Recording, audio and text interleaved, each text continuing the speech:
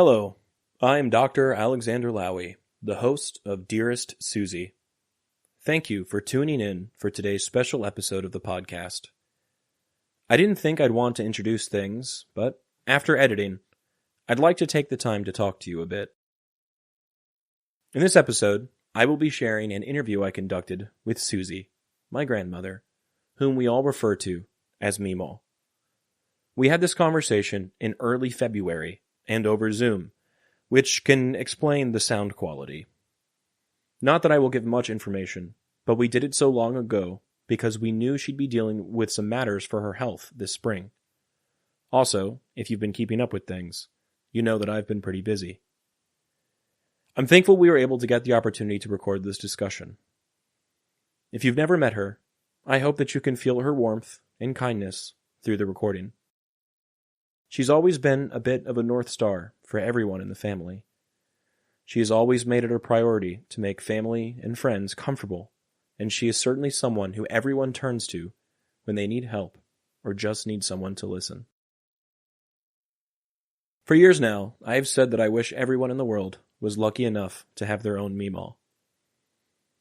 The past few months, but really for her whole life, she's been a bastion of strength, resilience, positivity, and love. I'm really proud of her. I hope I can be as strong as she is when I'm 84. Every day that she's in your life is a blessing, and I've had a blessed 28 years. If you enjoy this podcast or this project, please consider subscribing to the show on YouTube, Spotify, Apple Podcasts, or wherever you are listening. Subscribing is free and just helps put the show in front of you as well as other people. Also, please consider sharing Dearest Suzie with anyone you may know who would be interested. I have put a lot of time into inheriting the story, and I would like to inspire others to do so as well. If you'd ever like to chat, please feel free to email me. I hope you enjoy. Thank you, sincerely, for being here. I guess to start, I do have one question from my parents. They were very interested. Maybe this would be a good place to start the conversation. When you tell your stories about you being young and you're still young, about you being younger and you getting married to Popi, you explain that you have this big moment with your dad where you go into the bar that he's drinking at and you ask him to sign the papers, and then you guys kind of go off to South Carolina, right? Right. And this is a good question. To connect the dots here, what happened in between South Carolina and all of that and Vietnam that would cause your mom to write letters to Popi? Like, when did you guys go back up to New Jersey and talk to your family, hang out with your family, re-meet your family? I'm still in shock. We used to go back, Pop and I, and visit Jersey quite often. Mm-hmm. But I didn't realize my mother was that fond of him. So she's more fond of him than me. So when you guys would go back, where was she living? Did she live with your sister or your grandma? She lived with my sister, and then later on she had her own place, a senior living place. Oh, okay. And that's because she was kind of in and out of that institution upstate, and so she kind of had to have someone to live with her. Well, yeah. Back then, you didn't get the help with people who had illnesses as you do now. It wasn't available. Mm-hmm. So it was up to the family to take care of people in need. Did you ever figure out at all, if they had like a specific diagnosis for her? They did, but the way they treated it back then, and it's not very good, it was with shock treatment. Really? Yeah. So wow. When she came out of the hospital, it took her time to remember who I was and, different things. That's what they did was shock treatment when they put you in the hospital. What was her mental illness? Do you remember? She just was mentally ill. I don't know. Did they put a name on it back then? I don't know. Oh, okay. That makes sense. So, later on, though, they start treating her with injections to help keep her calm. Interesting. Instead of the shock treatments, Mm-hmm. she graduated to injections. Okay. Now that we're talking about that, I kind of find it so fascinating. What was, I guess, because you're the youngest, right? Yes. The youngest of five? 5. Five.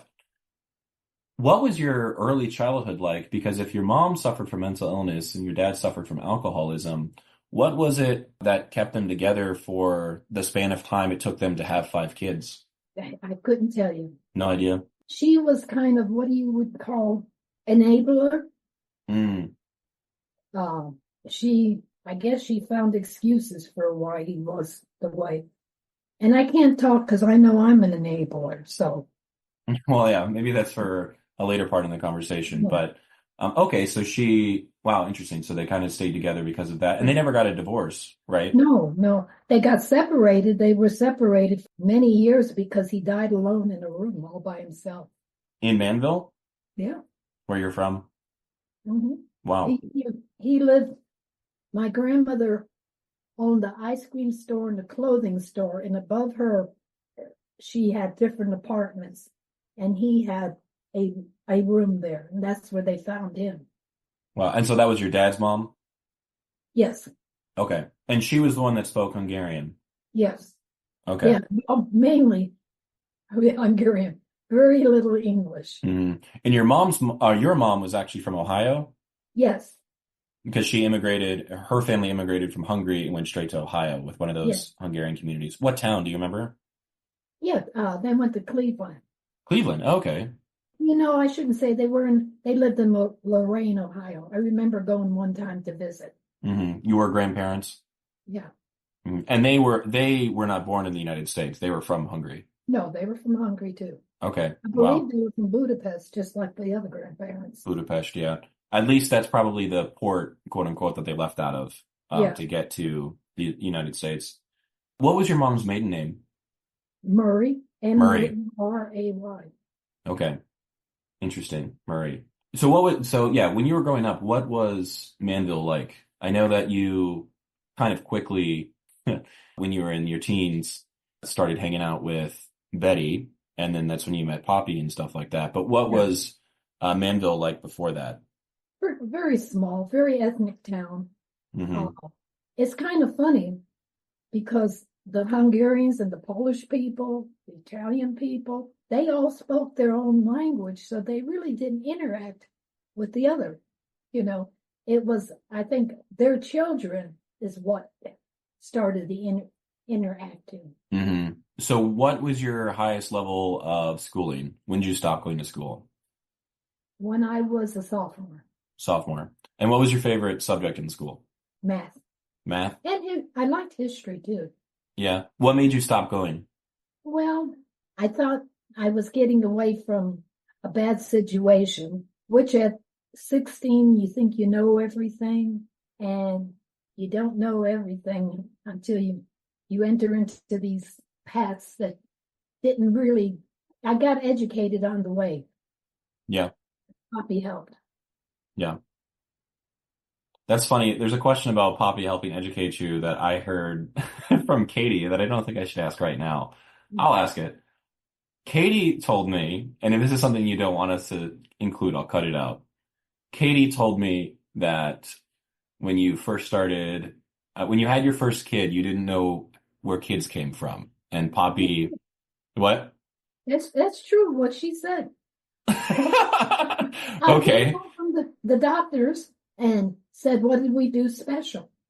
I really did not know. I wasn't, the only person I really had helping me grow up was my sister. Mm-hmm. And here we go. Back then, we don't talk about a lot of things. You didn't have the education in school. You didn't have it, you didn't have it. My mother, she never told me anything. Of course. The only thing she could tell me, if I drank out of the glass, be sure and wash it, put it back away. Mm-hmm. That was the only they just didn't talk back then. Yeah. And how much older was Aunt Min than you? Oh, well, I always say 10, but it was like 9. 9. And so she did a lot of raising you? Oh, yeah. Yeah. That's why we were so close. Mm-hmm. And the silent ones was my 2 older brothers, John and Al. I would say they spoiled me a lot. because they try to give me everything that they didn't have. Mm-hmm. And that they knew that you weren't going to get because of your parents. Yeah. Well, I would have never known. Yeah. And Al, most of his life was a carpenter, right? Yeah. He was supposedly a good carpenter, but what can I tell you? Yeah. And what does Al stand for? Oh, Al, my brother, you mean? Yeah. What's it short for? I thought you meant my father, because my father was a carpenter also. And he used to take Al when he did roofing and have him go along with him. Oh, I didn't know that. What was your father's first name? John. John, let's go. Yeah. Okay. But no, Al, he's a master carpenter. Yeah, he built his house, didn't he? No, but he redid beautiful spiral staircase in his That's house. it. Mm-hmm. He actually got the house from his mother-in-law. Oh, okay, from Aunt B's mom. Yeah. She's a little older than him, right? Well, we don't discuss that. That's not something we're allowed to say. Oh, okay, never mind then. We don't say how old Aunt B is. That's not in the vocabulary. Okay, I won't ask that question again. I'll try not to. But she couldn't be that much older. He's gonna be 90 this year. So Yeah, he's pretty old. no, not really. Not yet. Yeah, he's not that old yet. He's the one who says he delivers cakes to the old people. He does. Yeah.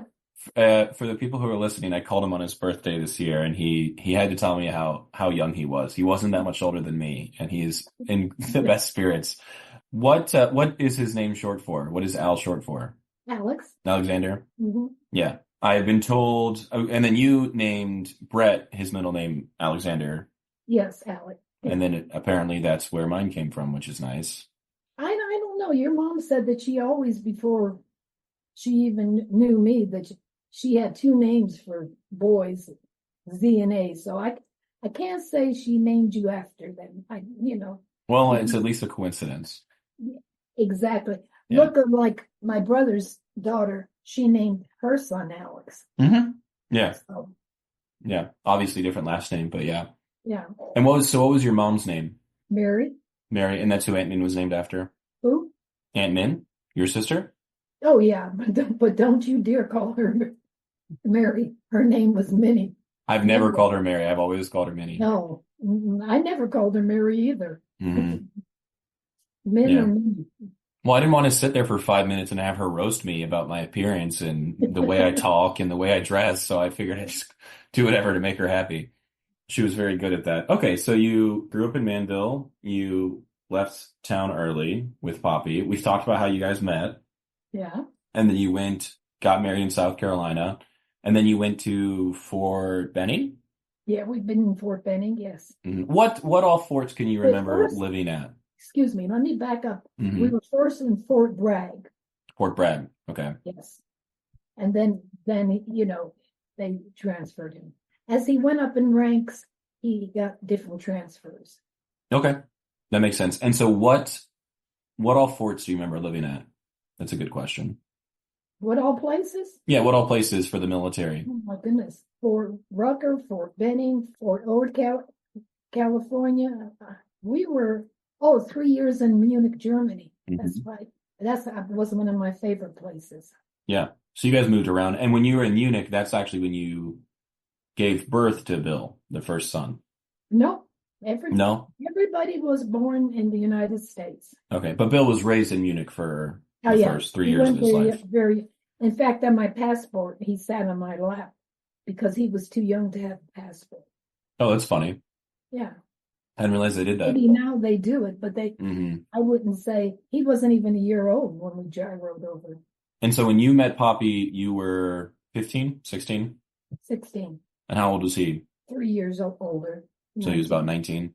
And as the story goes that I've been told, you guys met at that train station in New Brunswick. I think I just talked about that on the show. And he didn't like you because you were Hungarian, which is a good reason to not like somebody, I've been told. Well, let me back up. The only reason he was sent to Camp Kilmer, that's what it was, mm-hmm. in New Jersey. And that's when they brought a bunch of Hungarian refugees over. And he was sent there, and so was Buster. He had KP duty. He had to peel potatoes for these people. He helped, the cook get ready to feed all these Yep. refugees. Yep. That's the 1955 Hungarian Revolution. And those were refugees of people who were part of And said revolution. He thought back then that they were lazy, because he was peeling the potatoes. He's a Southern boy, And, yeah. But, doing that sort of work for somebody else probably really annoyed him. Well, he was only a private or something, so. So I'm interested to know, just in general, how much did he talk about his past, his childhood, when you guys were dating or when you guys were early on in your relationship? Did that ever come up? Did he ever care about anything like that? He had a very good childhood. He grew up on his father worked on dairies. His mother really never worked. He came from a family of 7. He was the oldest, and they didn't have a lot, but they were very family oriented. And his mom was one of the best cooks in the world. She could take a chicken and feed 30 people. And her name was Effie. Yes. What was her maiden name again? Crouch. His dad's name was O'Dale. Yeah. Which, for anyone listening, it's spelled Odell. And I said Odell probably at this point a couple months ago to Mema, and I got corrected very quickly. It's O'Dale, which is, I think that's funny because now whenever I see anyone who's like a celebrity with the name Odell, I think, oh, it's not Odell, it's Odell, but they probably pronounce it Odell. I know Odell Beckham Jr. calls it Odell, so whatever. He's a football player. Interesting. So he did talk about his childhood a lot. Yeah, he grew up, like I said, on a dairy farm. He got to ride a horse. He helped his dad in the dairy. I think one of the most funniest moments when the milk's coming down on a cooling system, he stuck his tongue to it and he got stuck and they couldn't get his tongue off. To the cooling system or to the milk? The milk was coming down the cooling system and he stuck his tongue, and that's when it got stuck. That's funny. Yeah, the milk had to run down the cooling system, so Gramps had to shut it off. So that's like almost like a cold like pipe, and he stuck his tongue to it. Yeah, because the milk was dribbling down. Yeah, so he was like a Christmas story before a Christmas story. Yeah. That's funny. That's really funny. Yeah, of course, he never heard anything like that from him, which is funny. Well, and when he was growing up, him and his sister, next to the oldest, Laverne, they would come to Georgia and stay with great grandma, and pick cotton, and that's how they made money to get their school clothes. And Laverne and him would have a contest who could pick the most and make the most money. And picking cotton it's a very hard job. There's thorns in cotton. Yeah, you can prick yourself on it pretty easy. Yeah. Is that because I've heard the stories about how that would be the sharecropping that he'd do, I guess, seasonally. Is that when he got tired of zucchini or something like that? Wasn't there a vegetable that he hated because he used to have to eat it all the time? Be one of them, because they mainly had mostly fresh vegetables. And I don't remember him eating zucchini when I was married to him. So it might have been something like that then. Yeah. Well, he became only a meat and potato person. Yeah. He wasn't a vegetable person anymore. Yeah. Which is why in the show I always find it interesting when I read a letter where he talks about food. Mainly because, just as an anthropologist, food is really, really important to everybody and to every culture, and it says a lot about where you live, how you live, and all of those things. And so my ears always I've been trained for my ears to, pick up when I hear food. And additionally, I know that he was so picky. And so when you hear that he had to eat duck eggs for breakfast or, some strange cuisine to him, it's very, very funny to think that he would do that. Well, remember, he wouldn't eat the duck eggs. He ate the other two, the OS and all. Yeah. But it was a big culture shock to me because I came from the north and him from the south. There were so many things I never had, and like his okra and squash and everything, and they just ate a lot different than we did, and we both were kind of from very, I wouldn't say poor families, you know what I mean? Modest. Yes, very.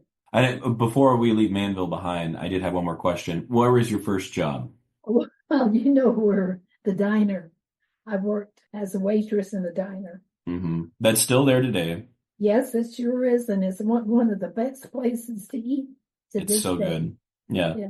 One of those places that after you order an entree that will feed you 4 times, they also have to give you a slice of cake included. Yeah. You order bacon, you get half a pound of bacon. Yep. And the last time I went there, I went with you and Aunt Min, and I paid, and Aunt Min was very angry at me. Very, very mad at me for paying for, and it was cheap too. That cost almost no money. I don't know how the place stays in business. And No, I don't to this day. yeah, she got very frustrated with me for paying, which I thought was funny. But just think, 60 years later, even more than that, that diner's still there. It's under different owners. Yeah. That speaks for itself. It's called the Manville Diner, and you don't see many diners around anyway. No. Well, now that we're talking about that too, the one other thing, I recall, what was one of the big, like, economic outputs of Manville? You remember? They have pictures of it in the diner. I think your brother told me a story about it. I can't recall. Asbestos? Oh, yeah. Yeah. Yeah. And apparently it used to just, like, fall everywhere, right? It felt like snow. Yeah. Like snowflakes coming down. Here we go again, Jones Manville Corporation. And it was an asbestos plant. And as kids, we didn't know any better. When it was coming down from the sky, we'd open our mouth and swallow it. That's insane to hear. I'm surprised if they're still around. If that corporation was still around, I bet you could sue them probably, right? There's some settlement out there. Is. No, they're not. There's a big lawsuit that's under Jones Manville forever. Really? Yeah. Did you ever get a settlement from them? You should have. Did I what? Did you ever try to get a settlement for being exposed to the asbestos? Well, you know what was crazy? My brother Mick worked for them in the plant. Maybe a year or two.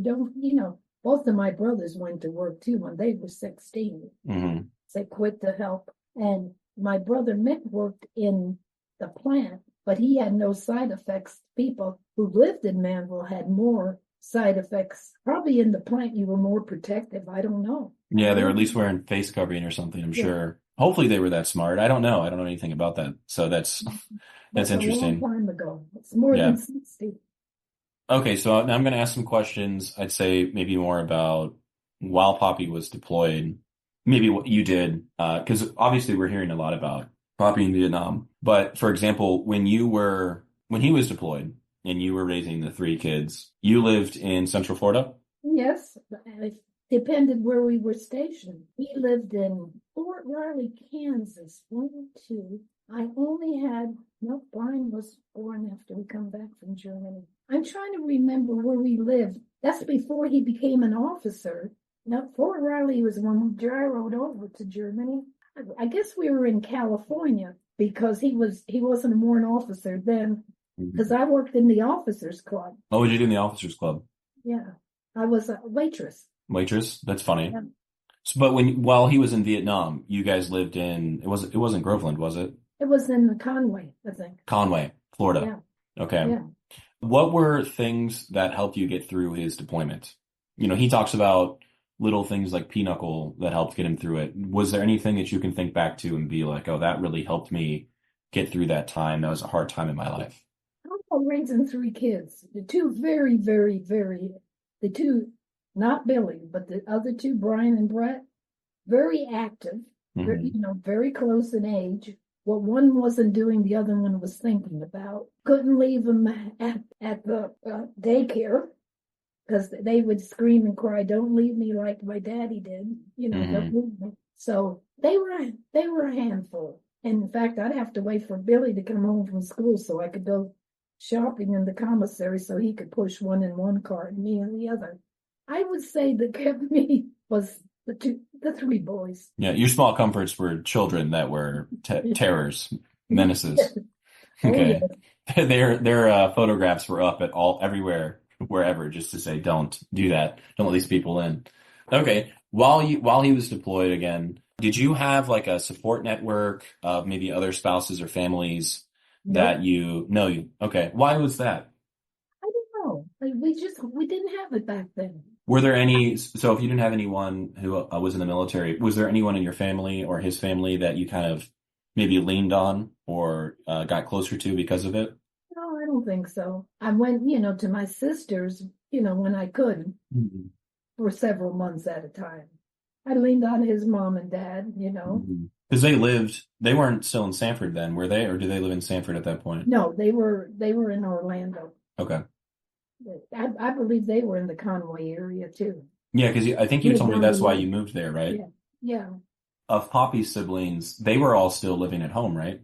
Or no, I guess at that point it had been 10 years since he left, so they all should have been No, out of the house. Laverne, is next to the oldest sister, was married. Hmm. Jim, I don't remember because then he would be next in line. But he was in the Marines. Yeah, when at the same time, Poppy was in Vietnam. But they didn't send him to Vietnam. They didn't send who?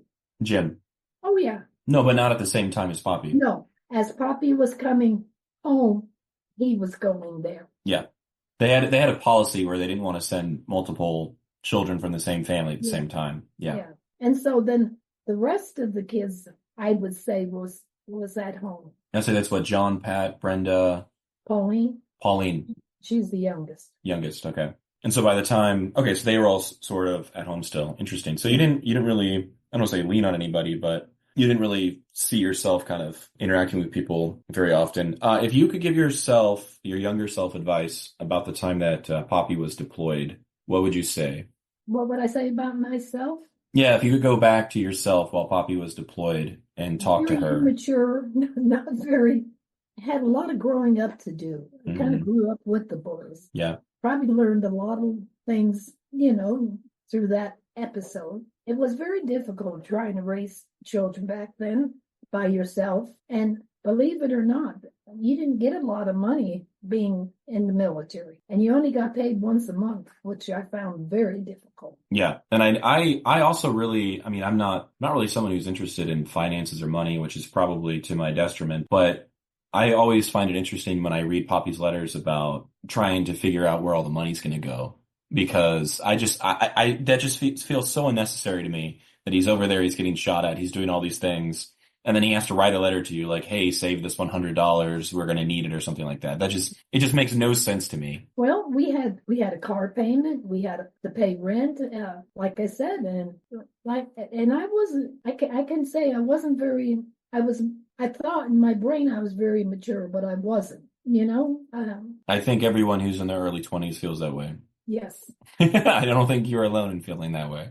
Okay, so when he came back, do you remember like the first meal you two had together, or like what you guys did when he got back? What was the first thing you guys did? I won't answer that. Oh, okay. Sorry, that's a dumb question, I guess. Never mind. Besides that, what was the first thing you guys did? Probably went out to have a good meal, Okay, because that's how good. picky he was. Yes, yeah. Well, listen, I tell you what, he learned a valuable lesson in Vietnam. He couldn't be too picky, but he was, what a thin man he was. Yeah. So What was his favorite restaurant when he in the States? Do you remember? not really. No. He liked a good steak, Yeah. Just go get a good steak from somewhere. So when he got back, I think it's been pretty clear, and we've all kind of talked about it. He was a different person. Is that fair to say? Yeah. What ways, maybe in the little ways we could say, was he different that you kind of noticed? Let's just say first. Like, what were the first things that you realized that, hey, he's not the same person? Just the way he was and acted, He would get so put out if somebody did firecrackers. I mean, just things that never bothered him before were here a car backfire. You could tell his nerves were kind of bad. Were bad. That's why when he came back, he wasn't even back a year, and that is why they were going to send him back to Vietnam. And that's why he got out of the service for a while. Yeah. Well, that's when he got out for good. That when he came back, he got out for good. He didn't rejoin after he got back. Yeah, he did. Okay, tell me about that. I didn't know that. Well, that you're right. He did get it. That's right. He spent 13 years. Yeah. Okay, he did. Yeah, I was gonna say my understanding was he got out before Vietnam, and you said he tried to live civilian life for a few months and just didn't cut it, and that's why he went back in. Yeah. Okay. Then he went back in and he had trained pilots to go over there to Mm-hmm. Vietnam. And when he found out, there was two things that made him get out. He didn't like shoving the new pilots to Vietnam because he didn't think they were properly trained. And second, they were going to send him back, and he said no. Yeah. He didn't think if he ever went back, he knew he'd never come home. I think it's a real fear. I mean, one of the letters I just read that he took fire 37 times in a week. You know, it's Could you getting even shot at imagine? over 5 times a day. Yeah. You can't even imagine such a thing. I haven't even been shot at once. So having that happen 37 times in a week sounds pretty hard. A lot harder than something I would want to do. But you know, even though he had problems when he came back, he seemed to keep on flying. He loved to fly. Mm-hmm. Kind of funny. He almost flunked out of flight school in the beginning. He had to take a course over.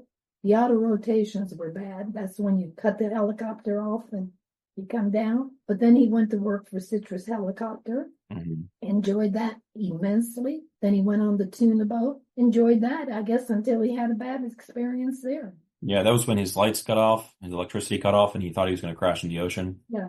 Then he never flew again. Never again. I do think I recall an amusing story of you at a flight simulator. Oh, yes. What was that? It was the hardest thing. If I was really flying, I would have been upside down and everything. When I come out of the simulator, I almost broke the door. I was so upset. And those back then, those weren't computers or anything like that. Those were just mechanical flight simulators, right? Yeah. Yeah. They were fun, if Yeah. you want to call it. Yeah, if you don't want to crash it like you did. Yeah. That'd be good. Yeah.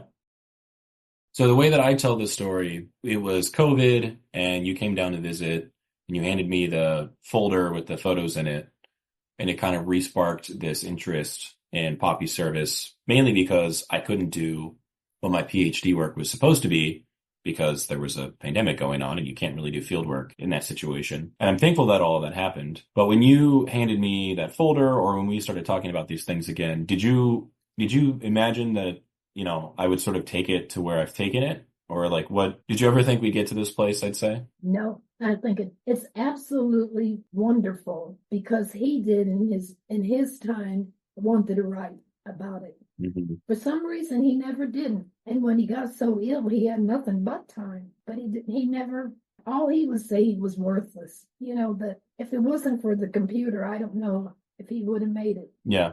And can you tell me more about when he said he was worthless? What do you mean by that? Because he didn't drive anymore. I had to take him to his appointments. After being such an active man, think about it. Look all the jobs he had and all the things he's done. Mm-hmm. And then he's contained with having to have oxygen.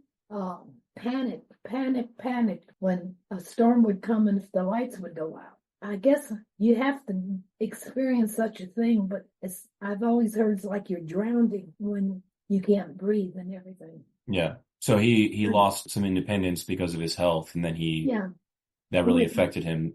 Let's just say like his spirits at the very minimum. It affected those. Yeah. Okay. So with the project, the Dearest Suzie, it's kind of taken on a couple of different incarnations. The first one was for me, it was sort of like a PowerPoint for an end of a class semester thing for photo ethnography as an anthropologist. And then that apparently was good enough that ended up being my master's work, that project. So I know I've shared this with you, but my master's degree was actually in this, and apparently it did a good enough job that it would get me a master's degree, which was interesting. And now that I'm done with my PhD and the times matched up, this is a podcast, and it's its own thing, sharing the letters, sharing the stories, sharing the photos. As his wife, what do you think about all of that? I would say, I know that's a really broad question, but what are your thoughts on knowing that his experiences, your experiences are, not only important to me as your grandson, but what does it mean to know that there are people who are interested in these things?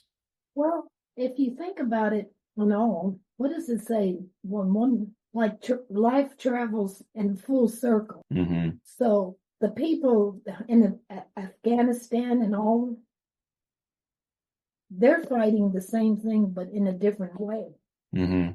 Their loved ones have communication that we didn't have, but they're still having the same experience, the same feelings. I thought when you put in the podcast what Johnson said to them while they were in Vietnam was very heartwarming to me. And people now in the war can use they need the same input from higher up that they are well worth, you know.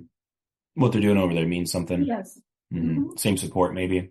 Yes. Have you seen any changes, not with me, but maybe with my dad or one of my uncles or anyone, in the way that Popi himself has talked about, I would say, since we started doing all this? I think so. Mm-hmm. Some people aren't happy about it and some are. You know, saying maybe instead of saying drunk, you know, drunk having alcohol problems, you know, it's everybody interprets things in a different way. Yeah. Like you say, ask 3 people to repeat what was said and you get 3 different. Yeah. I mean, you know, as far as calling him a drunk, I mean, that's also a colloquial term. I mean, everybody knows nowadays what that means. Yeah. And whether or not he was struggling with, I would say, his mental illness and stuff, which he clearly was, he also did drink heavily, and that did, let's just say, affect your kids, and by extension affected me and my cousins and my brother. And so, you know, if someone dislikes the use of my descriptions, I apologize that they dislike them, but you know, it is just a colloquial term. I can't imagine that does more damage than the things that he did to people. Well, you have to say this. You, people younger than you, people older than you, are more educated now than they were back then. The education wasn't there. If they had it, we have so many ways now with TV and all learning where we didn't have that back then, the knowledge. And I think with growth comes knowledge. Yeah. I know that I'm not going to say it's because of the questions or anything, but it was very nice that a lot of the stuff that I was asking questions about happened alongside the process of us getting Popi in the Florida National Veterans Cemetery in Bushnell. That was a blessing. It was very good that we could do that. What sort of, I would say, just by asking questions and talking about it, which is what this is essentially. Do you think that there's been a net positive for doing that, or net neutral, or have things gotten worse about how people think about him? How they say different strokes for different folks. It all depends on how people interpret what you did. I learned a lot because I forgot a lot of years. Just because I learned, that doesn't mean everybody else did. I mean. Yeah. Or that they wanted to learn. Yeah. Yeah. And it's history. It's history that people should know and how it affected people. So, I think from all the people that have read your podcast, I think they've learned. I don't think you would have had that many people. It amazes me the interest that you got from people. Mm-hmm. Doesn't it you? Oh, for sure. 100%. Yeah. And I think the reason why I'm asking these questions specifically, these past few, is because I'm trying to make a broader, I guess, argument that though these things may be specific to our family, there are things within them that are almost universal to the experiences of a lot of Americans, of a lot of people around the world, and a lot of people who have family members who have served in some sort of active war, some form of combat. And, even though, let's say, for example, I have a really good friend whose grandpa served in Korea, even though it's a different war, it's a different place, it's a different time, he's told me that a lot of the little things that you hear about with just the way that the family talks about the service, or the way that the grandfather acted or something like that, feel similar at least, and are things that can be related to and connected to. And as an even broader point, I think I made that point pretty clear when the episode with President Johnson about the election. It's not like we're not still getting into armed conflicts. And there are still people who are my age at this point, younger, definitely younger, who are the ones that are actually going to have to go over and be involved in those armed conflicts. And I'm not saying that those conflicts aren't just or unjust or anything like that, but certainly there's a cost to engaging in those things, and they don't just stop with the person who did them. I mean, the pain that Popi experienced, is it fair to say that it didn't just end with him? Oh, no. It goes out to your whole family. Mm-hmm. It involves everybody. Yeah. So it's a cost that has to be paid by everybody. And what were you going to say? Well, I was going to say one thing. I think what probably hurt him the most, he could never talk about it to anybody, even me. That's the worst. When he shared the stuff in the letters when it was happening, it was okay. But when he got home, he didn't ever want to talk about that again. Do you think that's because he was trying to protect you, or because he didn't think you could relate to it? You couldn't understand? No, I think it hurt him so bad. He was a very tender-hearted. Just from his letters alone, you could see that. And I guess at his age and back then in the time, you're supposed to be a man. You're not supposed to let your feelings be known. That's why he was his own worst enemy about that. He never discussed it with you, me, nobody. Not at all. And I even recall growing up when I was in middle school, when I was in high school, there was this fascinating idea that I kept drawing from the family well for projects for school. And in middle school, I did a project on medevac helicopters, and I called him and talked to him about it, which is probably the most I ever spoke to him about it. And he didn't really have a lot to say. And I know at one point, I think you guys sent me his flight log from Vietnam, and I'm sure that's somewhere. I think my dad has that probably. But just understanding that and understanding that there's like this heritage that he didn't really want to talk about, or this experience that he didn't want to talk about, talking about it. What do you think that talking about it has done? And he's not here, but what do you think it's done for the rest of us? You probably have a lot of questions about what possessed him to go the route he did, came back. Yeah.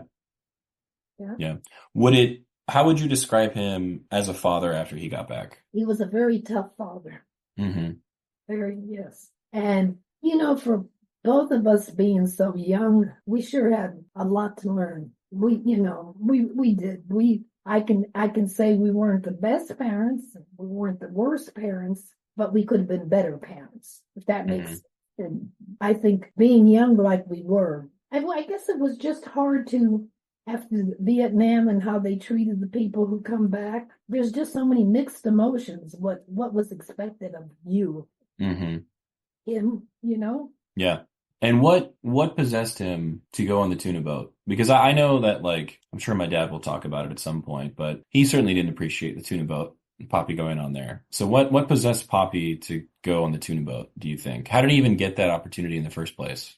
Because the mechanic who worked for Citrus Helicopter, he went on first, Jim, and then he talked Popi into it. But he went there for financial reasons, to make, trying to raise 4 boys wasn't very, it was very expensive. I'm sure. And what do you call Popi, an introvert or whatever? He went on the tuna boat, nobody spoke English. And he liked it that way. He read a lot, and it didn't bother him. Didn't bother him that he was an introvert and he couldn't talk to anybody. No, it really didn't. I'm just projecting. I'm just analyzing, and I don't know if any of this is true for him. But that almost feels counterintuitive to me, because if you have all of these problems, if you have all of these things that you struggle with, and you struggle with your mental health, and there are things that you can't talk to people about, why on earth would you go and basically put yourself in a prison where you can't talk to anybody about anything and only live inside your mind for years? That just feels counterproductive. Yeah. And you know what the pity was? He was a very intelligent man. Yeah. Very intelligent. So I don't know. Mm-hmm. There are definitely times that you'll share that one of us is acting like him. And I hope You have a lot of traits of his. I was going to say, I hope I get all the intelligent traits and none of the curmudgeon traits. And I don't know if you remember, Pop was a walking dictionary. You could call him, he could tell you anything.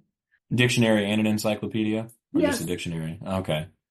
No, encyclopedia too. You know that. Yeah. Well, the good thing is, coming from someone who's also been referred to that way, you don't actually have to know what you're talking about. You just have to sound really confident when you say it. No, you could you're lucky you have a brain to retain it all. But as long as you sound confident, people will believe you. I don't know about that.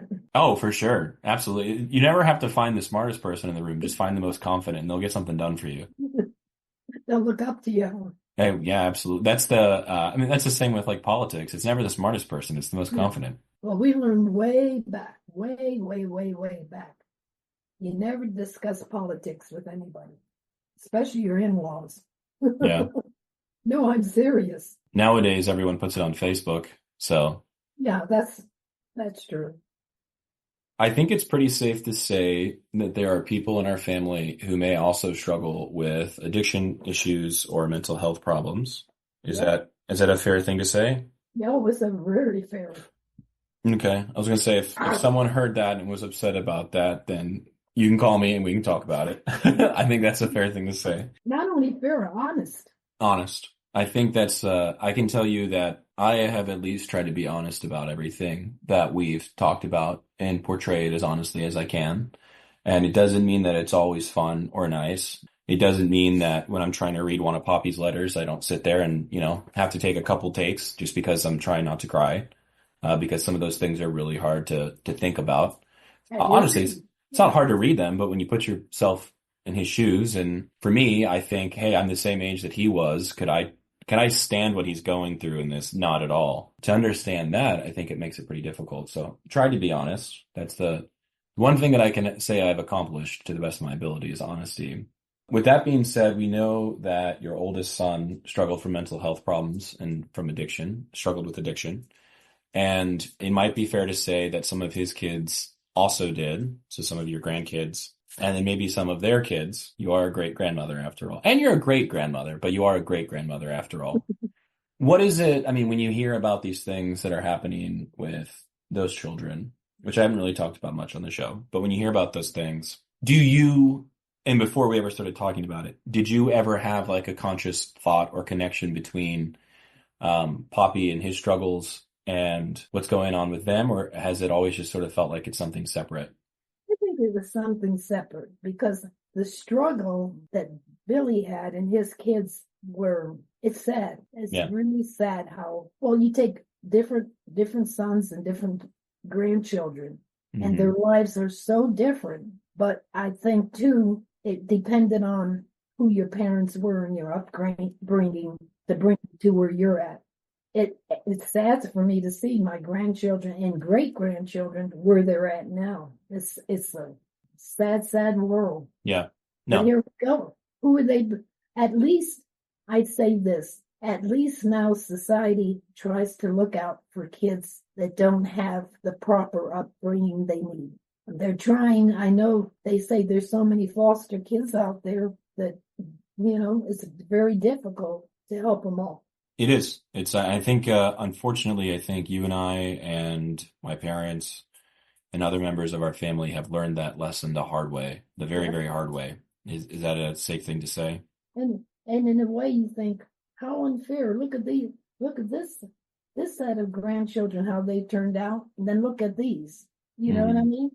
Yeah. They didn't ask for that to happen. No, certainly not. They're a victim, to me, they're a victim of, circumstances.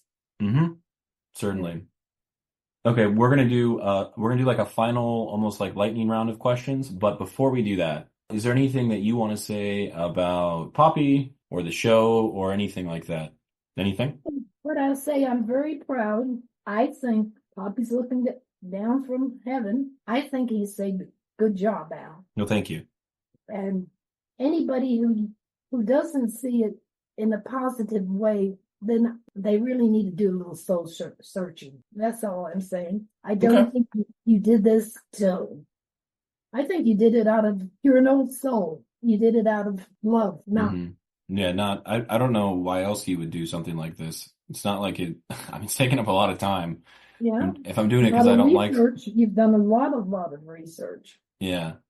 If you want to do something like this out of spite, it's a lot of time to put into spite, or I don't even know what the emotion would be. Whatever the emotion is, it's a lot of time to put into that emotion for no reason. I think you got to know your grandfather more than you ever thought you would. I can certainly say that. Yeah. You would never know him. And look at your dad, how he had problems with Poppy, and then when he said at the ceremony how he changed, and it was very heartful. He didn't hate his dad. He loved his dad. But it took time to find out why he was who he was. And you could only get there from telling the truth and from communicating. You're not going to get there from hiding. Nope. Not at all. Before the lightning round, I guess one last question, because I was thinking about this as well. Why did you save the letters? Because he said, I didn't really save them. Poppy did. He put them in order. I had nothing to do with that. Okay. He said he wanted one day to write a book, and the day never came. And I just like the slides and stuff he told me to, get rid of, throw away. I just couldn't do it. I mean, after 40, 50 years, why would I be throwing these things away? Well, sincerely, on behalf of the people who are interested and myself, thank you for not listening to your husband. I appreciate it. Thank you for doing the opposite of what he wanted. I did. I did that. Thank you. I really appreciate it. But you have to remember one thing in his own way, especially the slides. He really wanted to tell a story too. And that's why he asked, remember, Nicole to do some and everything. Really down deep, I think he wanted all this to come about like it did. Yeah. He just didn't know how to do it. Well, I mean, if he didn't know how, I guess he was beat up. That's all I can. This is certainly, I would say, it's been like a dream project for me to be able to work on this. And I can assure you that there are very smart people who have qualified degrees, who always have to tell me how, not that it matters, but that those things matter, but they always have to tell me how interested they are in all of it, and they think it's very fascinating and important. So it's nice to hear that the passion project that I had in my head, other people acknowledge is, not that I need validation from them, but it's nice to know that other people are enjoying it and think it's important and worth an investment in time. Because like I said, it's certainly been an investment in time, but it's been certainly one that I would do again and continuing to do until August. And then we'll probably do a bit more after that, certainly after that. And I know I've told you this, but sort of the plan for it is that once the podcast is over, I will, if you take the script from every episode and you stack them, and you take all the letters and you stack them, and you take the diary and you stack it, and you take all the things that I've written, aside from the podcast, there's going to be a pretty long manuscript. At this point, I'm actually nervous that it's going to be close to 150,000 words, which is a very long manuscript for something like this. So there'd probably be significant cuts. All of them would be my words and not Popi's. But hopefully, maybe come September of this year, I'd have a better idea of what that would look like. And the intention is to get this, I'm at least going to query this to agents and editors to hopefully be a book one day. Well, didn't you say too, you were going to try in the Sanford Library or something? My dream is to get if they're ever interested, I have to talk to them more. My dream would be one day to maybe donate his materials to the Sanford Historical Museum. And for those listening that don't know, Sanford, Florida is where I was raised and went to school and grew up. And I didn't find out until I was way too old that Popi was also raised there for a significant amount of time. He and I went to the same high school. He never thought to tell us that. It was his sister that shared that. But all of his siblings went to the same high school that I did. I actually went to the same middle school and elementary school. I didn't go to the same elementary school. Went to the same middle school as some of them. I went to the historically black elementary school, and they did not go to that as well. But yeah, so it was really, really neat to know that there's sort of that history and lineage there, basically on accident. From my understanding, it's just total accident that I shared those things with them. But it's very cool to know that I went to the same high school as my grandfather. I know maybe a lot of people can say that, but when you grow up in, suburban sprawl Florida and people are always moving around, there aren't many things to tie you to that place. I mean, I think it was Aunt Laverne who told us about it. We would have never known that they spent such a long time in Sanford. We knew that they lived there, but we didn't realize that they all went to school there. And then the place that I grew up doing acting, because I grew up as an actor. That theater was the movie theater that they used to go to. Yeah. The rehearsal hall where we would rehearse was the bakery that they'd go to, and they told us stories about, getting a quarter and buying their movie tickets and getting a baked good and then going to the movie theater and watching movies. So there's just a lot of things where that town in particular will always be home to me. And it's nice, it would be nice for his materials to end up at their history museum one day. That's sort of my dream. So if they're ever interested, that would be the idea. But hopefully the book becomes worthy enough, and then they think, yeah, I guess this guy was important enough to accept his materials. That would be the dream. And it was Herlong's Dairy that his dad worked in. Yep. And the place where that dairy was is now a neighborhood. No surprise. Is now what? A neighborhood. No. Yeah. We actually we think we found the house that they lived in for a little bit. No surprise, it's a little tiny for 5 kids, but that's okay. Or 7 kids, right? 7, yeah. 7, yeah. It's a little tiny for a family of 9, but it's I know that they are happy to be there. And from all accounts, they all claim that they love growing up there. It was a really nice place to grow up, and I can certainly agree with that. So. Well, when I first went to his house, don't forget I was from New Jersey, and there was 2 things I wasn't used to. They didn't have running water. There was a pump outside that we'd pump the water, bring it in to do dishes and stuff. And I never, ever was in an outhouse before until that. That was very new.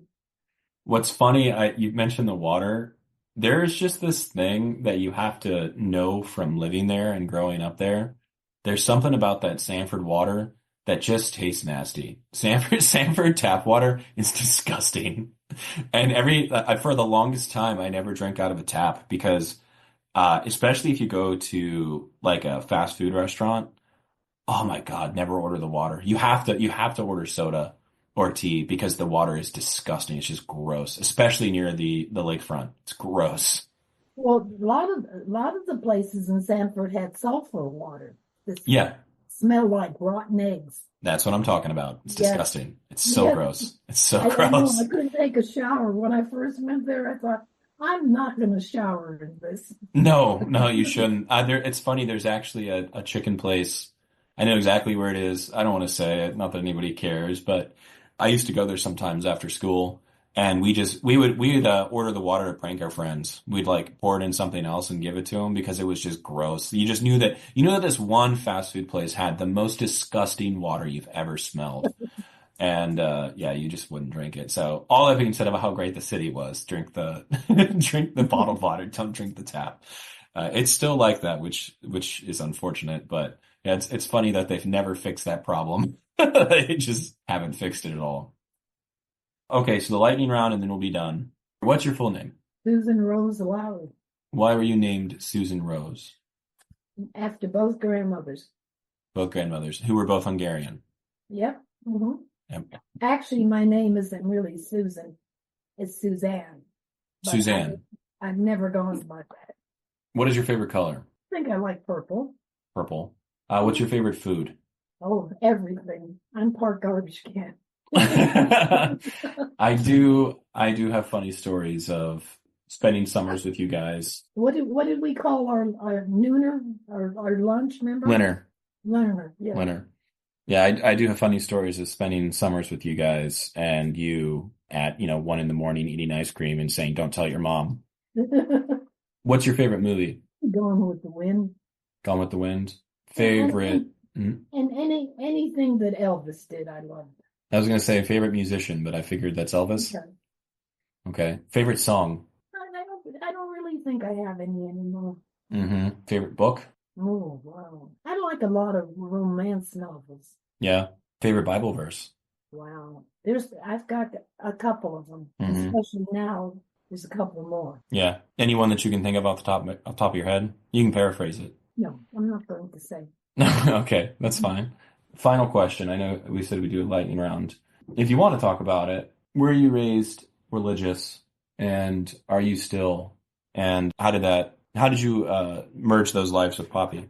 Believe it or not, even though I was raised Catholic and everything, I'm sure Popi was raised Baptist, but I would say he was a more religious person than I could ever be in his own way. He really did live by the good book. He really did. Because I don't know if you know, but Popi helped a lot of people when they were growing up, We didn't have a lot of money, so I know he couldn't have given a lot. But he helped some different ones. They'll tell you stories that he bought books or he did different things for them. Yeah. So did what he could. Yes. And he would, believe it or not. When we had a friars come to the Catholic Church, he'd come with me if I'd come home and say, "Oh my God, he is so good. You got to hear him." And he would come and listen.